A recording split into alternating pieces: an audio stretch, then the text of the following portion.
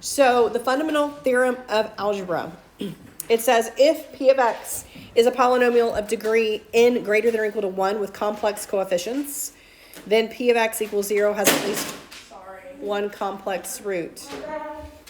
All right, including imaginary and multiple roots, an nth degree polynomial equation has exactly n roots. The related polynomial function has exactly n zeros. I've said this like over and over. Your degree will tell you how many zeros you have. Whether they are real or imaginary, you will have exactly the number of zeros that you have as far as degree. That's really what the fundamental theorem of algebra says here.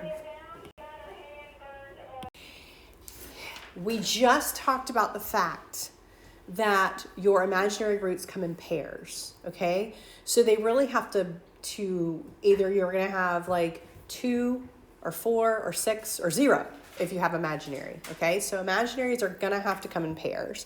And so when you look at something like this, that's like, for this equation, find the number of complex roots possible, the possible number of real roots, and the possible rational roots. So basically what it is telling you is that if we start with imaginary, for example, we know the total number of roots, is going to be 3. We know that because of our degree, right? Now, if I were to go to imaginary, okay, so what could my imaginaries be? Well, it's possible that so the number of imaginary. I could have no imaginary, right? 0. Or I could have 2, because they have to come in pairs, right? Does that make sense? So I could have 0 imaginary, or I could have 2 imaginary. That's the only options there, because that's the maximum I could have that is in pairs, okay? Which means, so then how many real could I have? What are my options for my real roots?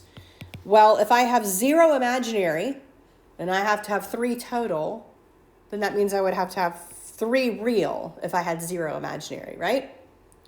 Well, if I had 2 imaginary, how many real would I have to have? 1. Those are my options. So that's what it's basically saying is, what are your total number of roots? Well, my total is going to be the degree. Then what would happen with your imaginary? Well, it could be 0, 2, 4, 6, 8, up to my maximum number that I could have. And then my real is just going to follow it. My real is going to say, well, if I have 0, I would have basically your real and your imaginary have to always add up to your total. That's all this is telling you, okay? So if I wanted to find then what are the possible rational, I'm going to go back to what we did yesterday. Factors of 6 over factors of 1. So factors of 6 are positive 1, positive or negative 1 over 1, positive negative 2 over 1, positive negative 3 over 1, positive negative 6 over 1. If my leading coefficient was a 2, all of those would be put over 2 as well. All right, if it was, 5, all of those would be put over 1 and 5, okay, because it's my constant factors over my leading coefficient factors. All right, so you're going to have a question that's going to say, okay, here's a polynomial. List the total number of roots possible.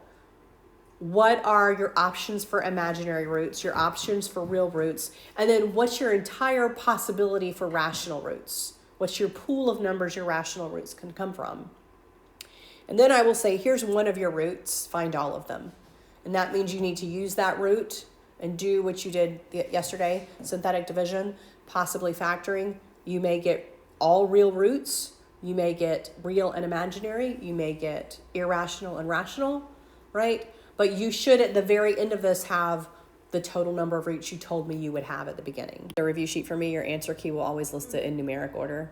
So just so you see it that way.